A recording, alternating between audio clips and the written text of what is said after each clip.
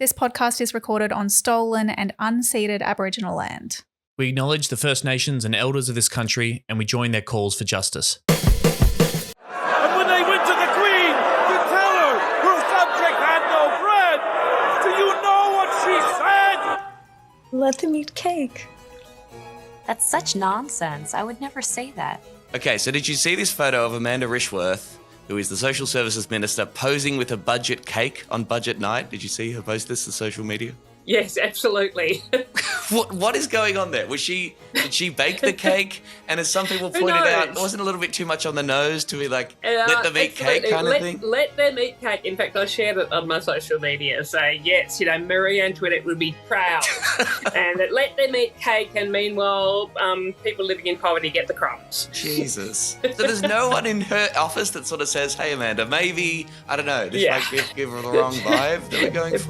Bit not really connected, yes. You can do that with your balance of power. You keep pushing that. You've got that big balance of power. You've got more than what Tammy and I have, I can tell you. And you're not using that. You want to stop people from having a roof over their head. That is disgusting. Frankly, I've always found the Greens to be a real serious danger to Australia. Serious danger to Australia. Well, the bells are ringing. It's time for Serious Danger, everyone. Let's do a show.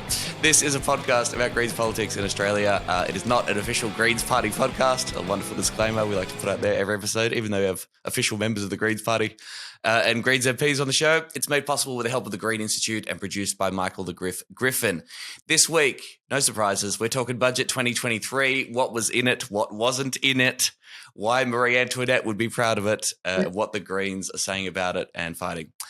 Tom here. Emerald is still away this week. She is out being a Nepo baby and enjoying her birthday. She'll be back next week.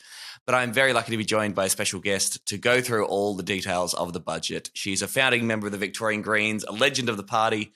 She's been a senator since 2013 and currently serves as the party spokesperson for aged care, forests, government services and social services. Janet Rice, thank you so much for being on the show. Welcome. It's really lovely to be here, Tom. Really pleased to join you. Thank you so much. Very quickly, a quick shout out to our new patrons. Thank you so much. You go to patreon.com/seriousdangerau for just $3 a month. For just a weekly job seeker increase, you can support the show. And that helps us provide bonus content. It helps us pay the wage of our producer. Thank you to Jordan, Jason, Sholto, Hayden, who I met at my stand-up show this week in Sydney, who's a patron fan who believes that he became a patron and we didn't read his name out, so I'm doing it now. And apparently that's how you pronounce his name, Hayden. So Hayden, I'm sorry, I love you. Thanks for supporting the show. You can make up for it by saying his name for the next 7 shows, couldn't you? Oh, yes, we can work it in. Hayden. And also to Yuvraj, I hope I'm pronouncing that okay, who sent us a message, former Labor supporter, disappointed with how tame the government has been listening to the pod last few months, help cut through the anti-Greens propaganda. So cheers. That is the kind of stuff we love to hear. Thank you very much, Yuvraj. Sign up to the Patreon for that bonus content. We released another bonus Patreon ep this week. It was me and Emerald running through some more of your questions, answering your cues about everything and anything. So that content is there for you, dear patrons.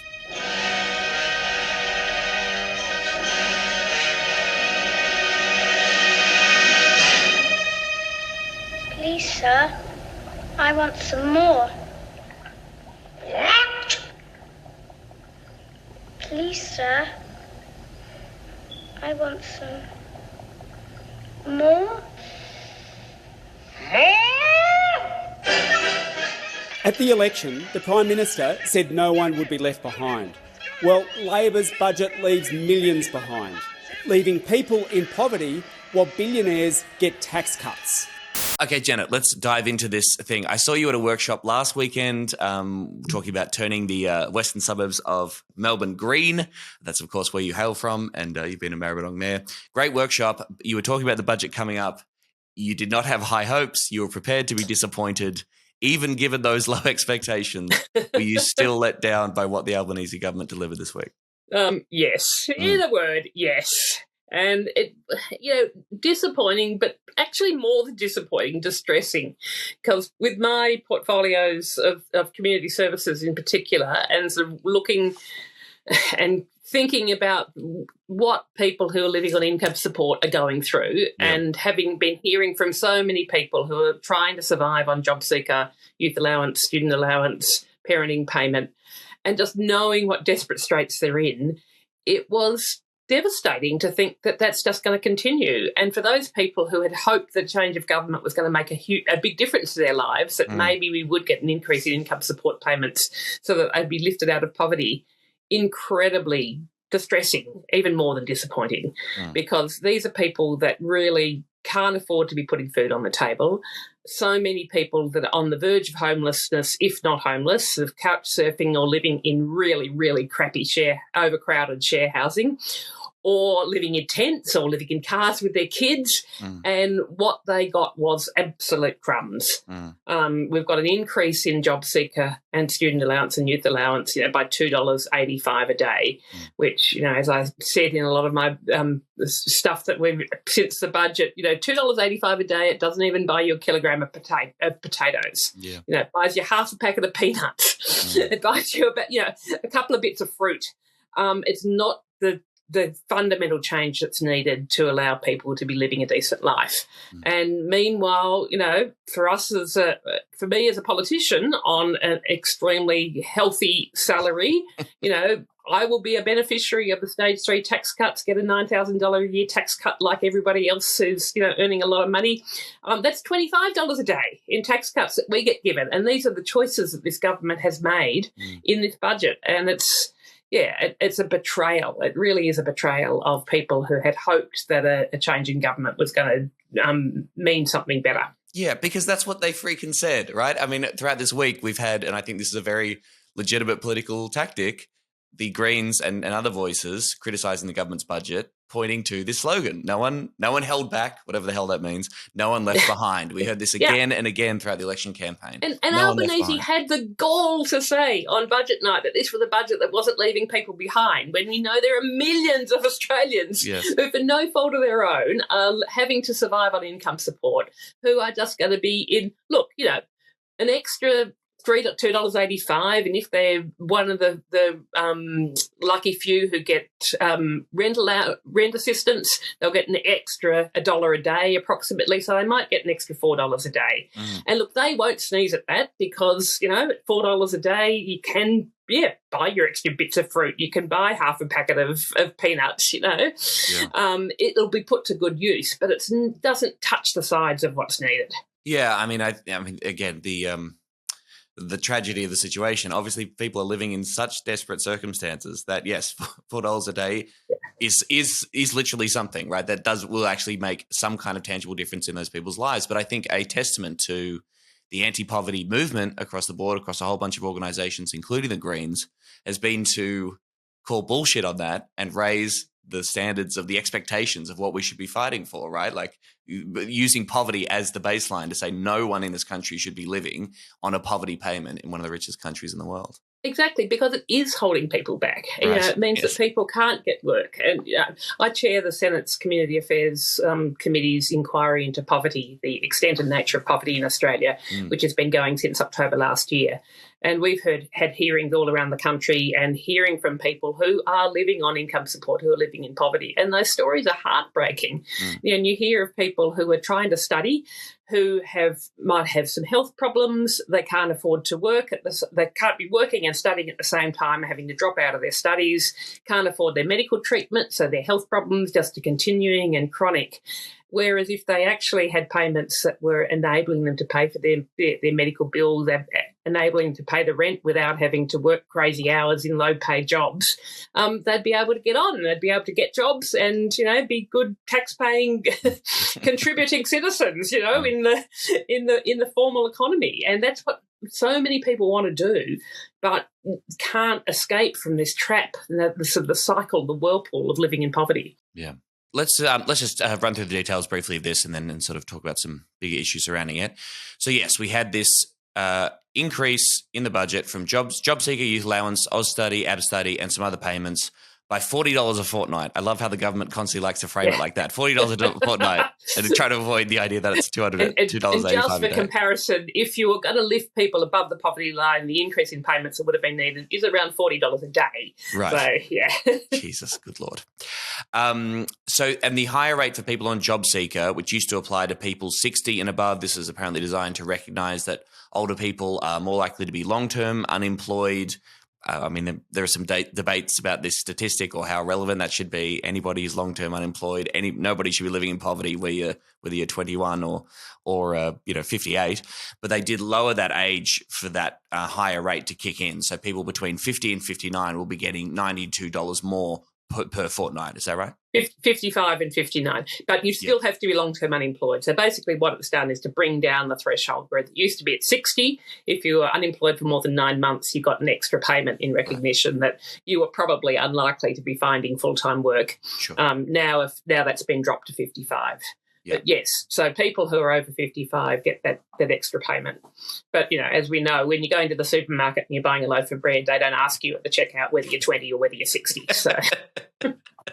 Oh, yeah, I'm 21. Can I get a discount for being, that's right. being ages away from more government support?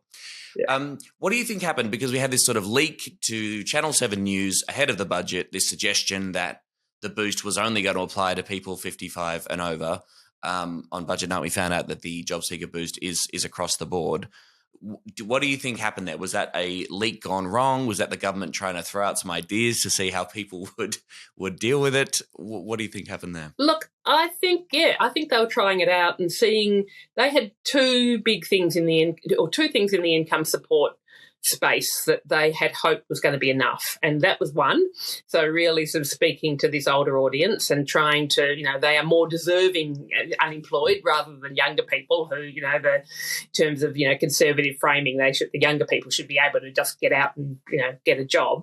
So they thought maybe if they could just deliver on that might be enough. And the other thing that was pretty clear they were going to deliver on, which was welcome, was increasing the extent for parenting payment, so that single parents, mostly women, whose kids between the ages of 8 and now 14 will now be eligible for parenting payment, almost bringing it back to what it was before the Howard government and then the Gillard governments have locked in scrapping it and reducing it for kids down to the age of 8. So we've now got families whose kids are between 8 and 14 who will be eligible for the higher rate of payment of parenting payment single. So I think the government thought with those two measures, which they leaked fairly early on that they were going to be doing that, they thought that might be enough. I think they miscalculated and they heard the response. They heard the response from the community. They also heard the response from quite a number of their government backbench who signed on to the ACOS letter to raise the rate. Right. And I think they realised that they needed to do a bit more.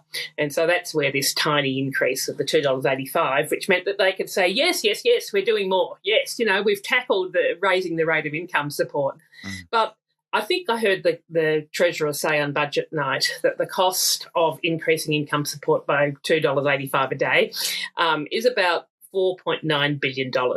So in terms of, you compare that, say, to the revenue that's being foregone by the Stage 3 tax cuts of $254 billion, it's hardly anything. So it was something that they were able to add into the budget without it, really taking a big hit, and to be able to say that, yes, we're raising income support.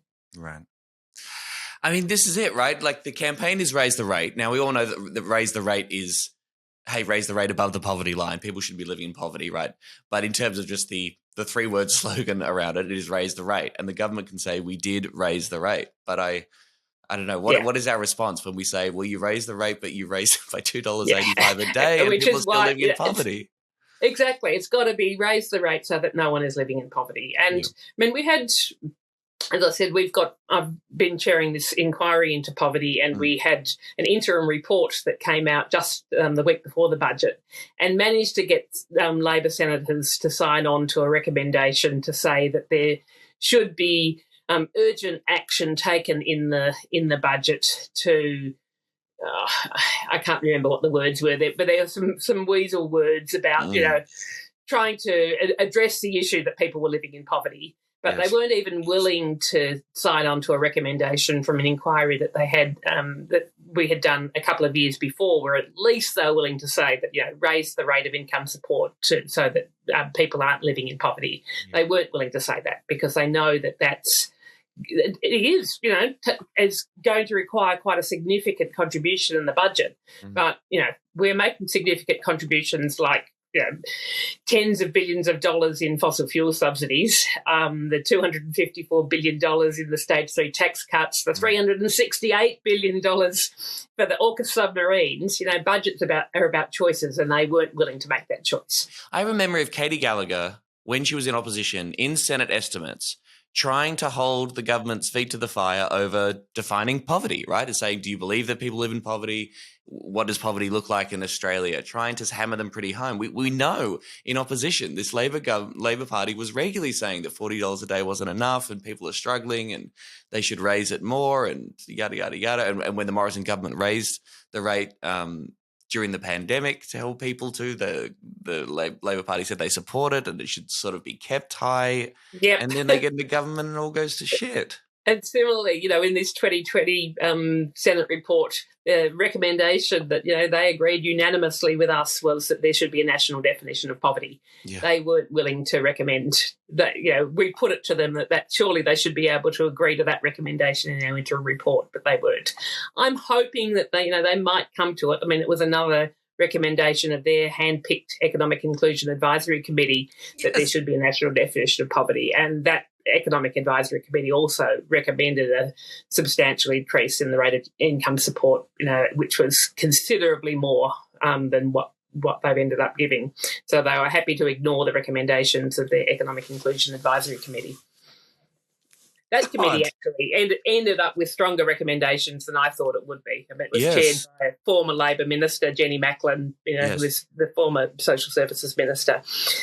But they had some academics on it who really, they know what people are going through and they know the consequences, and they know we've heard such good evidence from the advocacy groups and the academics, as well as, of course, the people who are, the lived experience who are living in poverty, to just know what the impact on people of these poverty payments is. Some other reactions to the announcement of the increase to the rate. This is from the Australian Unemployed Workers Union. They released a statement saying the budget has been released and we're gutted. The Henderson poverty line, which is calculated on the actual cost of things like groceries and bills for a single person, is $610.60 a week.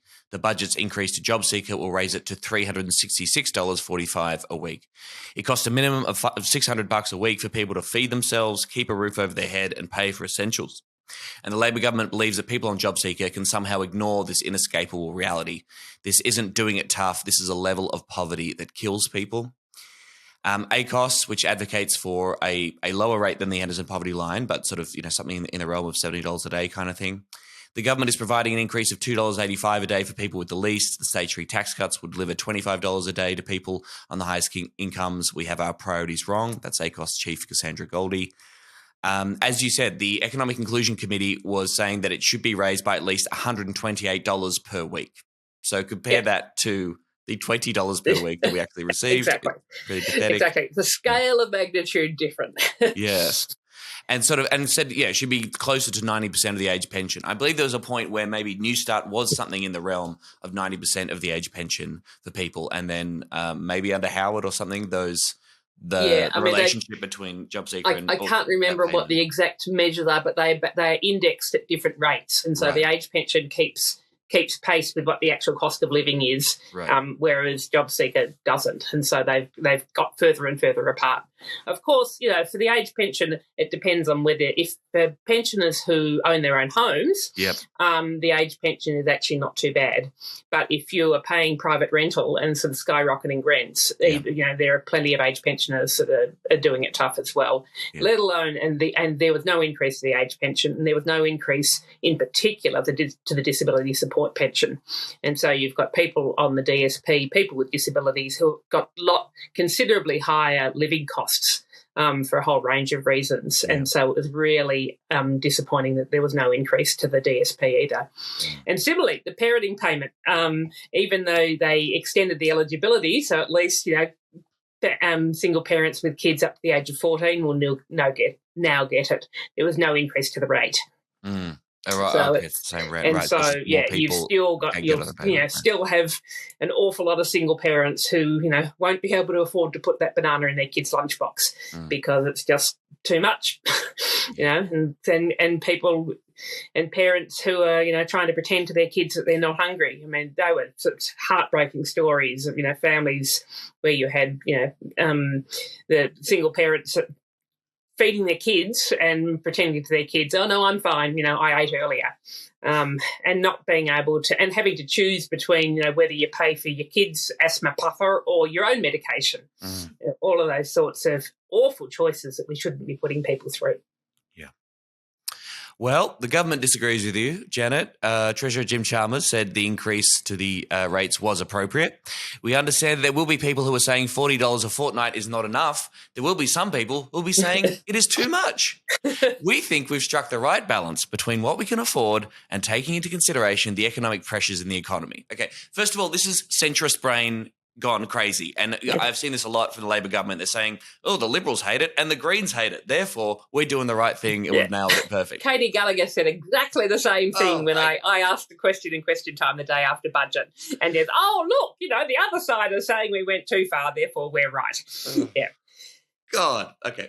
But Chalmers is trying to use this inflation argument, and this is being wheeled out, used as a cudgel across the board in the budget. We would love to give poor people more money and lift them out of poverty, but that would make inflation worse. What do you say when you're faced with this dog shit on a regular basis? It is absolute baloney, basically. Yeah. And if you think about, what are inflationary pressures? What are the things that are pushing up inflation? It's where you've got demand for things that then means that the prices will go up. And a classic thing is rents skyrocketing at the moment. You've got really low supply. People who own properties know that they can put the rent up and people just have to pay. That's inflationary. Yeah. But, being able to afford to pay your medical expenses and go and buy your medications, being able to afford to repair your washing machine or pay for your or pay for a ticket on the train, being able to, as I said,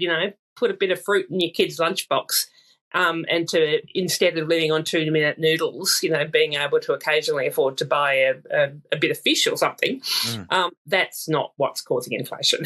Absolutely, it's not. No, because people, as you say, people just aren't buying the stuff. If they have more money to buy stuff, they will buy the stuff. But people just simply aren't buying. They're not like buying groceries reluctantly or whatever. They're like literally not buying these products because they simply can't afford it on these current payments. Exactly. Whereas if you are $9,000 a year in tax cuts, so an extra $25 a week in the pockets of people who, yes, can go out and afford to pay that on, meals and holidays and everything else, is potentially inflationary. But, basically the whole framing of inflation being something that we can deal with by domestic policy is also questionable, because we know that the main contributors to inflation over the last years have been because of the increase in commodity prices, increase in fuel, largely caused by Russia's war in Ukraine. Yeah. And all of the supply chain problems, and caused by COVID as well, which meant that you've had reduction in supply and you've had an increase in costs. It's not what poor people are spending their money on that's the thing that's causing inflation. It's just really wonky and we're really wrong economic theory. And it's so hypocritical. So yes, somehow dollars spent in defence aren't inflationary at all. So the government spending in these certain areas apparently has no effect on inflation. But when it comes to helping out poor people, then that's when the inflation bell starts going up, and that's when we should be really worried. I mean, look, when we say it's not inflationary at all, it is fair to say that if you triple job seeker tomorrow or whatever, it may have a level of inflation impact on the economy. But I think some other economists will say, well, that impact would be negligible compared to the other major factors driving inflation at the moment. And also, there is a moral argument to say that in a cost of living crisis, we have a moral obligation sometimes to make sure that people have enough money to survive in one of the richest countries in the world. And if that does have a mild inflationary impact, then so be it. Sometimes that is a cost that we have to wear. Right? I think also it's interesting that elsewhere in the budget, the government is doing deflationary things. So they stepped in with this energy subsidy to lower people's who are eligible energy bills by $500. So that's the government stepping in and covering that amount of money. So that and will actually bring down the CPI. Will actually, bring down inflation a little bit. Exactly. And so, reducing people's medical costs is a classic case of if you're wanting to tackle inflation, take costs out of people's budget. Yes. Means putting dental care into Medicare, for example, would be a great thing. So reducing people's healthcare costs. There are heaps of things that you could be doing, providing those services, genuinely making childcare free, genuinely making public education free, so that people aren't having to pay extra costs and charges. Genuinely making tertiary education free and scrapping student debt so that people weren't having to pay back their HECS debts. Yeah. No, they're being indexed. So, and in fact, a really lovely, fact out of the budget is that the government's getting more money from the increase in people paying back their student debts than they are getting from the gas tax, which they had, the increase in the gas tax, which is just, again, showing you where your priorities are and where they'd prefer to be pulling money out of people who are sort of still largely, if you're paying back your HECS debt, most people aren't on huge incomes when most of that HECS debt is being paid back. They'll get money out of those middle Australian people, but they won't get money out of the gas corporations. And that's the gas tax, the petroleum resource rent tax, which everybody knows has been totally broken. You've got the gas companies paying no tax at all while they're making massive profits, and yet the changes that have been announced are only going to increase the tax from those gas companies by $4 billion. We put together a proposal that would have brought in almost $100 billion over the next 10 years just by making these gas companies pay tax. Our measure, there were three things. One was that you made them pay a base rate of 10% tax every year. Well, which we thought was pretty reasonable, really. Wiping all of their accumulated deductions, because essentially they pay no tax because they say, we've done all of this investment, 20 years ago, so therefore we're still paying that off, so we don't need to pay tax now. And then treating their tax deductions the same way as other companies have their tax deductions treated. They get special treatment because they're the gas companies, because we need them. And so they end up paying next to nothing. And meanwhile, you just look at how much their record profits have been over the last years because of the shortage of energy. And, it just shows where the government's priorities are. It shows that you've got the government that's continuing to just be doing things hand in hand with the fossil fuel companies because they're their mates. Yeah. Yeah, I think a really good side of that gas tax is that the peak body, Appia, came out and said, this is a great tax. We support this tax. This is fantastic, guys. The opposition should support it. This is a good tax, guys. Wink, wink. Yeah. Worked out in perfect collaboration with the gas companies. Just wanted to other things on these on payments and sort of social security cost of living stuff. So Parents Next has been dropped. Is that my understanding? And maybe if you give people just a really brief overview of what that shitty program was, why it is good news in the budget. Yes, it's good news. Parents Next was one of the appalling, the so-called mutual obligations. So the hoops you've got to jump through in order to receive your income support payments. And so Parents Next was this really sort of punitive things that parents had to do in order to be able to get parenting payment. And again, it was based on, you're not working hard enough to try and get back to work, or you're not looking after, you've got to go and take your kids off to story time at the library in order to get your payment. It was also that, poor people can't look after their children well enough, so that we're going to make you do these things in order to make you be a better parent. And it was, really, it was discriminatory. It was offensive, basically. So many of the things that parents were having to do in order to get their parenting payment. So that has been scrapped. So that is good news. But it just really underlines how so many of the other mutual obligations for the other payments are just ways to just try and punish people, and basically because they're being poor, because they're poor. And so the number of job applications you put in, the sort of the make work type activities that people have got to do in order to get their job seeker payments, which are just do not help people find work in don't even work. Don't even get people to exactly. And they cost billions of dollars, to private employment providers to be rolling these out. So our position is very much that these mutual obligations should be scrapped altogether. We're really good to see Parents Next having been gone, and we want to see the rest of them go as well. Yeah, great. We mentioned the single parenting payment change. So as we said, lifting the age when you're pushed on to job seeker as a single parent from 8 up to 14.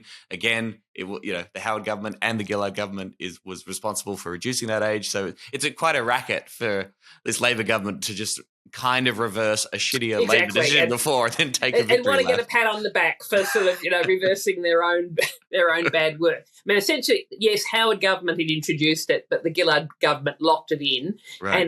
and whereas there'd been what's called a grandfather agreement, so that sort of kids, family, single parents with kids up until the age of 16. If they were between the ages of 8 and 16, they continued to get it. Whereas when Gillard came in, she actually slashed that grandfathering agreement. So suddenly there were people who had their payments almost halved overnight. Yeah. Now, I was talking to a friend of the show, Kristen O'Connell from the Anti-Poverty Centre last night, and she was saying, so these changes don't actually take effect until September. Is that right? So if there are single parents who have kids that age out, that turn 8 between now and September, they will briefly be kicked off into job seeker and then go back on in September, I suppose, but there will be this shitty period in between. Yeah, I've had quite a few people who have contacted my office saying, hey, what's happening? And which is certainly something I'm going to be taking up with the minister. I mean, they deliberately would have had it kicking in September because it saves them an extra 3 months. That's one of the things, how to save money. If they'd brought it in on the 1st of July, that would have cost them an extra 3 months of payment. So you just sort of put it out until September and hope that people don't notice. Yeah. God. I don't know whether there's any hope of having the start date brought back. Certainly, when we're looking at the budget legislation, which we don't know yet whether we will be looking at it in the last 2 sitting weeks at the end of June, but when we are, that's the sort of thing that, we could potentially try and amend it. I don't know whether such amendments would get up, but, because we know, yes, people are going to have their payments slashed if they've got kids that are turning 8 between July and September, and yet then they'll go back on to another payment in September, a higher payment in September. Right. On housing, we mentioned the Commonwealth Rent Assistance. So it's $1.12 a day increase is this sort of 50% boost to Commonwealth Rent Assistance. Right. Now, my understanding is Commonwealth Rent Assistance is cooked in a variety of different ways, but particularly the strict, eligibility criteria and the way that it sort of works to fund the private rental market and such. But I mean, I don't know. Is that it's a poultry that won't do anything to like rents have gone up by 10% year on year, right? So what's this going to do? The number one thing that needs to happen is to increase the rate of income support across the board, so you're not having to have this separate bureaucratic process to get rent assistance. And there are a lot of people who are on income support who don't get rent assistance because they haven't got their name on the lease. For example, if you're living in a shared house and you haven't got your name on the lease, you don't get it. Yeah. But that said, okay, for the people that get it, it is valuable because with rents having gone up. So our position has been, look, raise income support and then, you could have rent assistance on top of that. But then, to say that we're doing something, that the government's doing something about rent assistance by increasing it by, I think it was 15%, when basically our position was that it needed to be, and you needed to be raising income support and doubling rent assistance, and putting it up by $1 a day when rents in the capital cities over the last year have gone up 10 times as much as that. It is just a complete drop in the bucket. God. And of course, as the Greens will want to put out, the budget continues to provide $7 billion in tax concessions for property investors every single year. That's year on year, $7 billion handouts for people who own houses and are profiting from the rental and housing crisis. Exactly. Right. The whole negative gearing and capital gains tax discounts go on and on and on and on. I mean, imagine. I mean, we're having, obviously, we'll probably move on to the discussion about the housing debate that's been going on in the Parliament this week. But imagine if you, instead of giving that $7 billion to property investors, you actually just invested that in building social and affordable housing. Right. You said, here we go. How much can you build with $7 billion a year? It's a lot of housing that you could build. A much more effective and equitable way of providing housing than giving these massive tax discounts to people. Yeah. I'm going to save a little bit of that juice. We've got Max-Chandler Mather joining us for our live show in Brisbane next week. I know the push, the vote on the housing bill has now been pushed back to when Parliament sits back in June, it seems. That seems to be the way that things have sort of laid out. But yes, but actually on the budget thing, I saw someone else point out that this idea of a $10 billion housing fund, and you just use the money from that you make from that fund, invest that into housing, this kind of gambling on the stock market as we framed it as a party. Is that a method to keep it budget neutral, so that $10 billion fund doesn't actually count it as spending? Yes, it means it's off the books. Oh my god. Yeah, exactly. It's just an accounting trick. It's just so bad. I mean, why you can't just have the government, and okay, if you had to, have a bit of extra deficit, it's so much more sensible to do it that way and to spend the $5 billion a year that we say needs to be spent, and yet have it on the books. Acknowledge it up front that that's what the government's spending, rather than gambling on the stock market. So setting up this fund that the future fund then invests that the government hasn't got any control over, and that's one of the big things that the government's saying. Oh, it's going to mean that these houses get built. But if the fund had been in existence last year, the future fund lost money last year. There wouldn't have been a cent that was spent. And even though the government says, no, the legislation would mean that it's guaranteed, the legislation does not guarantee it. It just doesn't, because they can't, because they've set up the future fund as a completely separate entity. And they can, so essentially the legislation says, we will recommend, or we will make our best take endeavours. Reasonable steps or something. Yes. Oh my god. In fact, we were having a chat in the chamber, and Nick McKim said that he could be making his best endeavours to be playing football for Hawthorn. But that doesn't mean it's going to happen. Yeah, it doesn't mean shit. Right. Okay. Well, again, as you say, more details on that with our discussion with Max. Before we just move on to some other bigger picture items from the budget and wrap up, Janet. Would you say, in trying to find some good news amongst all this shit, do you think that the conversation has changed around the way we approach welfare payments and people living in poverty, and this conversation when it comes to the state of Australia? Because it seems to me that even in just observing politics over the past decade, that conversation has changed. I think that's a testament to anti-poverty campaigners. I think it's a testament to the Greens, to your predecessor, Rachel Stewart, to reporting from The Guardian. I mean, it does feel like a little bit, at least, the Dial publicly, and the Australian Unemployed Workers Union, I should say, have raised awareness on this and tried to pull out a little bit more, a bit of bloody common decency, and to make people recognise how tough it is for people living on welfare, and how much more those people deserve because they're human beings. Have you noticed a shift in that? Oh, look, I think it has changed, and I think there is less of the right-wing sort of shock jock, everybody that's on job seeker is a dole bludger who should be off there getting work. There is still quite a bit of that, and the conservative media will still try and run that. But I think for most people, they recognise that that's not the case. And most people recognise that people living on income support, it's something that our society needs to be supporting people, and it's something that a civilised society does. I think there is also, one of the consequences of the fact that the payments have got so low and people have struggled so much to get by on them. And so most people who are living on income support who have got, networks, they've got friends, they've got family, they've got community members, they have to reach out to them to help get their support. And so that you've got these ripples of people who know what people are going through, and there's a much more greater awareness, I think, of just the struggles that people are going through in just trying to survive. And you look at the stories of families with kids, for example, living in cars, and people look at that and they think, hey, that's wrong. And that's a consequence of how low our income support payments, and the fact that we don't have rent freezes, and so, private rental has absolutely skyrocketed out of control, and the fact that the government hasn't invested in social and affordable housing, so the housing stock's not there. But I think all of those things mean that people recognise that there are some people that are who are doing it really, really tough, who are there through no fault of their own, and who are no longer being demonised in the way that some segments of society used to demonise them. Right. And the Robodebt scandal, I guess, played into that too, like a real demonstration of just how punitive and evil, this kind of welfare system that's based around punishing people and treating people with suspicion, and what that can result in, this kind of illegal, deeply unjust program that was rolled out. So, absolutely.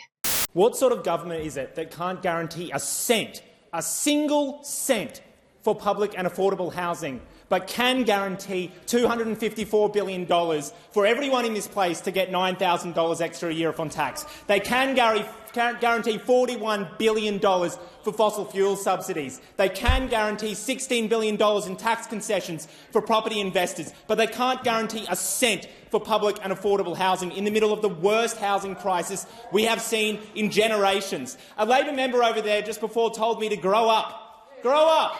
And if you think that your strategy is to tell everyone in this country it's immature to think that in one of the wealthiest countries in the world we can't put a roof over everyone's head, if you think it's a strategy to call people immature because we think it's wrong that you're raising more money from charging interest on student debt than you are from raising taxes on gas corporations, if you think it's a good strategy to tell everyone in this country that it's immature to expect that while politicians in this place are about to get a $9,000 extra a year off on their tax, we think no one in this country should be forced to live on poverty payments. How dare you? How dare you? And the strategy that you resort to is lying to the Australian public. Now, if you're watching at home, here's the strategy that they're deploying. Here's the strategy they're deploying. They are trying to crush your hope. They are trying to crush your hope.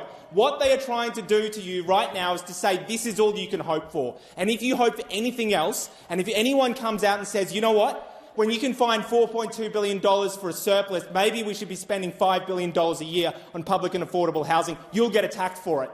They are trying to bash you down until there is nothing left for you to hope for.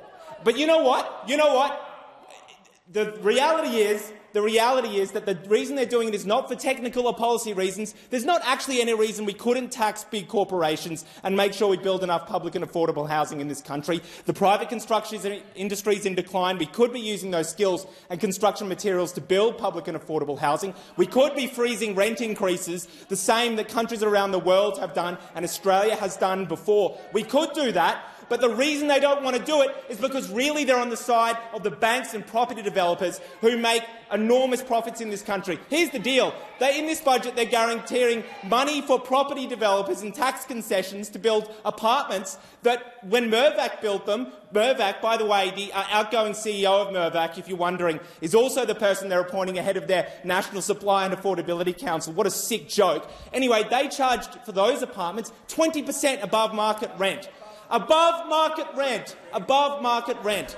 Well, guess what? No one in this country is going to take that for much longer. And if you think your strategy is to yell and abuse and attack anyone who asks for more, if your strategy is that, and listen to that, you've got another thing coming, because there's enough people in this country now who are screwed over by a political system that snarls and attacks anyone who asks for more, while we've just seen the banks record tens of billions of dollars in profit. If anyone thinks that's normal, and if you're going to go around and call the Greens radicals for suggesting that in a wealthy country like this, the fact that the banks are making billions of dollars in profit while the government can't guarantee a cent for public and affordable housing is moderate, you've got an absolute another thing coming. The only radicals in this place are the ones who think doing that is sustainable. The only radicals in this place are the ones who think that it's okay to give yourselves $9,000 extra a year off on your tax while telling people they have to live on $52 a day. What a sick joke. And it's remarkable that, and good to hear that people are bringing up door knocking, because maybe I'll finish with this. We had someone come into our office, a woman who had just had her rent jacked up by $120 a week, $120 a week, and this person is on Centrelink payments, unemployed long-term because of a debilitating heart condition, but unable to get on DSP. After rent, bills and food, he literally did not have the money to pay the $70 train trip to get home to be with her. When my team told him we'd transfer him $100 immediately so he could book the ticket straight away and buy some food for the trip, he broke down weeping. He spent 2 full days desperately pleading with Centrelink to give him an urgent payment. And you stand here and you think that it's good enough to give yourselves tax cuts while this is happening to people in this country. How dare you? All right, quick hits. I know you got to hit the road, so I don't want to keep you too much longer. But just some last little points I'd be interested in your thoughts on. Of course, the surplus. Hey, we got a surplus. We got a $4 billion surplus. Isn't that amazing, Janet? Don't we love the surplus? And isn't it great? Yeah, the political surplus, just to show that Labor are good economic managers. That's right. I mean, while you've got people living in poverty, that $4 billion could have gone a long way. I mean, as I said, the increase in job seeker to $285 a day, the Treasurer said on budget night was going to cost $4.9 billion. So you could have almost doubled it and not had that surplus. Right. And, would have made much more of a difference to people's lives. It's just this whole thing of, we've got to, get the budget back into surplus. I think one of the things that they might be doing is, because it's only a surplus for this year and then we're into deficits again from in the other years, maybe they're leaving the door open to say in future years, well, if we modified the stage 3 tax cuts, we could bring the budget back into surplus in those years as well. Okay. That's interesting. Yeah, I was going to ask about that. I mean, So yes, the next election could happen next year in theory, but probably won't happen until 2025. Okay, so it could be election next year. The tax cuts kick in on July 1st of 2024, right? That's when stage 3 is actually introduced. Okay, so you do have a budget next year that they could lay the political groundwork between now and then to actually say something. They could delay them. I mean, the election has to be held by May 2025. I think it's unlikely that it will go that long. I mean, essentially the two Morrison elections were held in May because Morrison wasn't doing too well in the polls and didn't know whether he was going to win, and so if you're in those circumstances, you put the election off for as long as possible. Right. I think if Albanese and the Labor government keep travelling the way they're going at the moment, if they think that there's a good likelihood of them winning and being returned, they will go earlier, and so you'd think probably more likely to have an election no later than March 2025. But then it's able to be held any time after August, and so the other potential time is the end of next year. Sort of, and again, they could craft a budget in May that's got lots of wonderful things in it, and things like that they would say will only come into play if they're re-elected, and then have an election at the end of next year. And in which case, you could see a scenario where they'd say, well, we're going to delay the stage 3 tax cuts coming into play, and we're going to modify them in this way so that they're not as generous for the really wealthy. Okay, great. Well, that's good to know. I'm glad that someone who's as close to it all as you is saying that, don't give up on that hope, but people need to keep hammering on them on every single day, I mean, we keep hammering them on it. Basically, every day in the Parliament, we remind them of the $254 billion that they're giving up in revenue from the stage 3 tax cuts. And you can spend, buy so many things. And we're quite happy to spend that $254 billion multiple times, giving them a smorgasbord of choices as to the sort of things that they could be funding instead of giving the money away, and with the vast majority of it benefiting really, really wealthy people. All right, last few little hits here. So in the inflation outlook, and I invest nothing in all these budget predictions because they're always wrong, and then we're always told how wrong they were at the next budget, so who the hell cares? But they're sort of saying that inflation will fall back between 2 and 3% mid next year, which does seem very ambitious indeed, and perhaps doesn't incorporate or factor in the inflationary impact of the stage 3 tax cuts. But I guess, there you go. The defence, heaps of money for those subs, of course. We also found out there is a 50% contingency worked into the cost of the budget. So David Shoebridge is talking about this shit may end up costing us $500 billion when it's all said and done. Stage 3 tax cuts, $254 billion. AUKUS submarines, $368 billion with a 50% contingency. So, wow. Wow, for 8 submarines that we're not getting for, decades. Yes. Wow. There's so much money on there. And whatever you think, ordinary people, if you're not an economics major, and I certainly wasn't, and I'm not now, but like just there are so many lies being told to you. But what you see with your clear eyes is absolutely correct. There is heaps of goddamn money. Yeah. We're a very rich country. We could do lots of things. Don't let them tell you otherwise. And if people want to get their heads around just what that means, what does $368 billion mean? There was a really good ABC online explainer of what the $254 billion of the stage 3 tax cuts meant. So scrolling through, with each dot representing $1 million, and the $254 billion that went on for pages and pages and pages. It's with these other little dots saying this is what you could buy, increasing income support or putting dental into Medicare, all of those sorts of things, and what a small proportion of that amount of money that all of these other really good things would cost. And it's the choices that are being made. Yeah. Overall, Treasury is forecast defence spending to grow by $30 billion more in the next decade than it had previously expected. So, again, always money for defence if we need them. The aged care workers boost, the government's committing $11.3 billion paying for a historic wage increase for aged care workers, which will come into effect from July. That seems like a good thing that we like. Which is really important, but it's still it's a 15% boost to aged care workers, which is great. We have been pushing and continue to push, and the union movement were pushing for a 25% increase to bring aged care workers up to parity for people with similar skills in other professions who are more mostly men, whereas aged care workers are mostly women. Yeah. Right. Okay, good. And finally on climate, and look, I don't want to brush over the significance of climate, of course, but we've mentioned this gas tax, which is pathetic. It raises barely anything. And of course, the gas industry is on board with it. The $41.1 billion in fossil fuel subsidies over the next 4 years, that keeps going, keeps fueling the fossil fuel industry when we need to be shutting it down.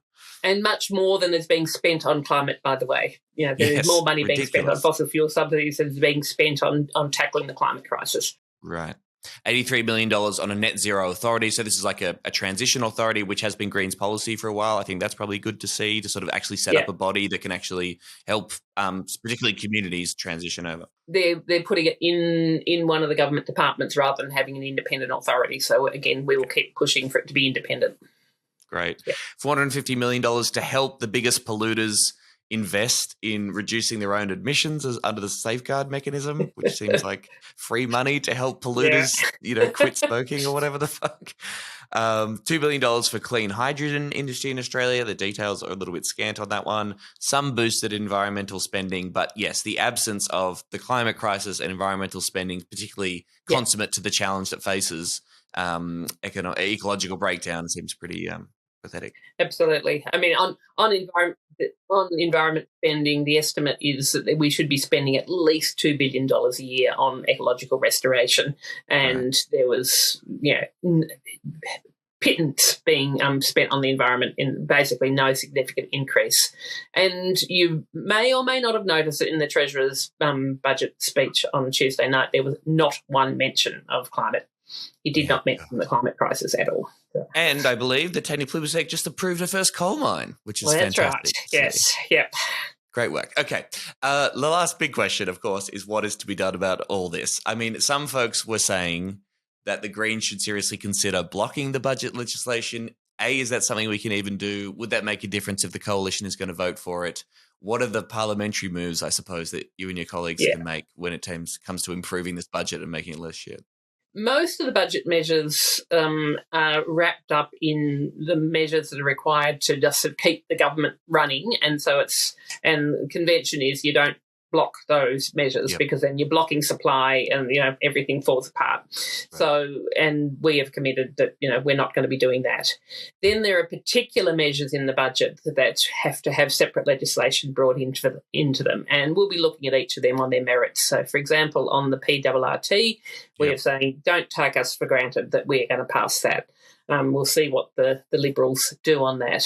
Some of the other measures are, despite the paltry increase of $2.85 a day for job seeker, we're not going to be standing in the way of that because, as we said, $2.85 and the extra dollar you might get in Commonwealth rent allowance, it's not enough. It's only $4 a day where it should be $40 a day. But $4 a day is going to make it will make a difference in people's lives to be able, at least be able to have that extra, $40 a fortnight. So we're not going to be standing in the way of that. But we will keep on campaigning, and we might seek to amend some of these bills to at least be, really saying this is what it should be, and and really making it clear that the government should be calling on the Labor Party, calling on the government to be supporting us, to be spending more money where it's really needed, and to be raising more money as well, where it really is possible. But right. and the other big thing is just sort of keeping up the fight. It's really seeing, we didn't get what was needed out of this budget, and just we've got power to be raising the issue and to be, putting it up there in lights through the parliamentary process, and recognising that the way that we're going to get better budgets and more and better outcomes is by having us as Greens, not just with our balance of power in the Senate as we have now, but electing more House MPs so that we've got balance of power in the House too. And so the government really needs to take our policy positions into account when they're formulating their budgets from here on.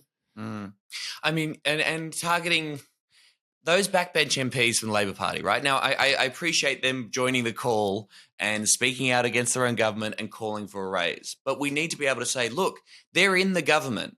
They called on their own government to raise these paltry payments, which we all know are poverty payments, and they still couldn't get anything done. The only way this is going to change if it becomes a serious political cost to Labor MPs and you get Greens in there demanding something different, right? Like we've always got to go after these MPs that are like sort of saying the nice things but not getting any results.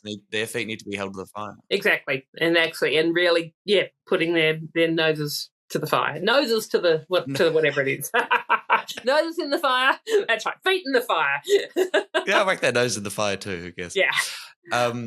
Okay, great. And just finally, Janet, so you're chairing this committee into poverty in Australia. You've had an interim report tabled. We'll be getting another sort of report from that later in the year. Yes, so we've got some more hearings coming on throughout the rest of the year. Awesome. Yeah. Well, Senator Janet Rice, thank you so much for joining us on this episode. I know you hit the road, and I appreciate you giving us all your time. Thanks for fighting the good fight and talking through this wonderful budget with me. I appreciate it.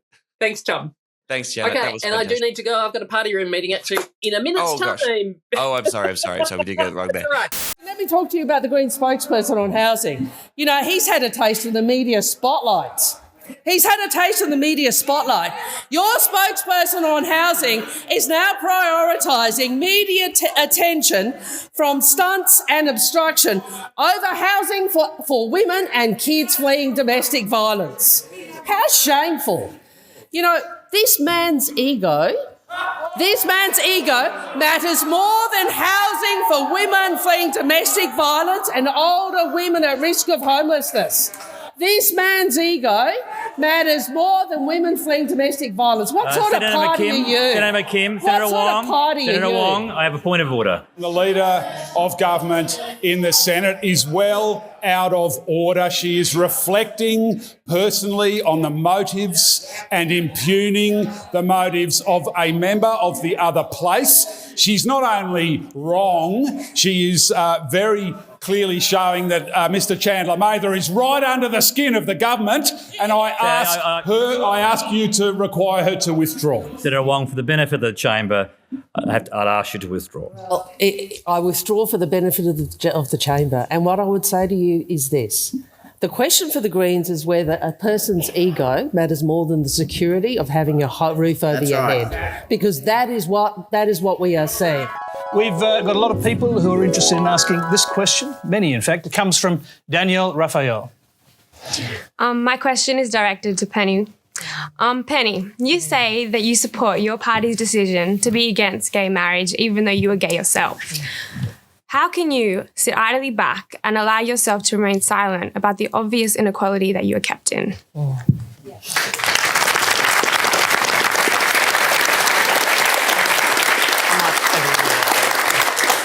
I'm glad you asked me this question because I think it's important for me to explain to you how I approach this issue and politics.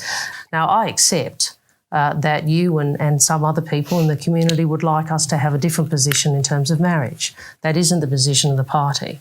But what I would say to you is do take a moment to consider what we have tried to do what we've advocated for and what we have delivered for gay and lesbian Australians. Well, this is a lack of leadership, I have to say.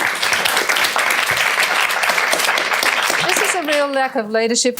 Thank you, Janet Rice. The only budget analysis that you need. We're the only winners out of this budget, and everyone else is a loser. God, I went through the ABC winners and losers thing again. Fucking kill me. Thank you to Janet Rice. Thank you and shout out love and solidarity to all the people that do amazing work campaigning for poverty to not exist in Australia. You know them, the Australian Unemployed Workers Union, the Anti-Poverty Centre, ACOS sometimes when they do good stuff and are just very nice to the Labor Party. The good people. You can always join the Australian Unemployed Workers Union as a solidarity member, or if you're an unemployed person yourself, you can join them too.